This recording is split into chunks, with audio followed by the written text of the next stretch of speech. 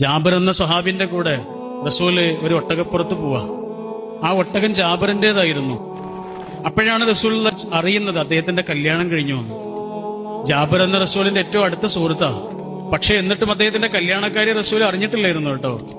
റസൂലിന് അതിൽ യാതൊരു പരിഭവം ഉണ്ടായിരുന്നില്ല. റസൂൽ അദ്ദേഹത്തോടൊരു ചോദ്യം ചോദിക്കുന്നുണ്ട്, നിങ്ങളുടെ ഈ ഒട്ടകം വിൽക്കണമെന്ന് ചോദിച്ചു. അപ്പൊ ജാബിർ റളിയല്ലാഹു അൻഹു പറയാം, ഈ ഒട്ടകം എന്തിനാ റസൂലിന്? ഇത് പ്രായമേറെയുള്ള ഒരു ഒട്ടകമാണ്. അപ്പൊ റസൂൽ അദ്ദേഹത്തോട് ചോദിക്കുകയാണ്, നിങ്ങൾ ഈ ഒട്ടകത്തെ വിൽക്കണോ? ഞാൻ വാങ്ങും.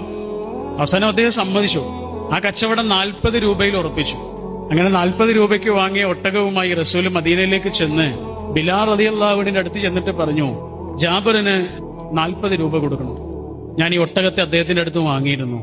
പിന്നെ ഈ ഒട്ടകവും കൊടുക്കണം, ഈ ഒട്ടകവും കൊടുക്കണം.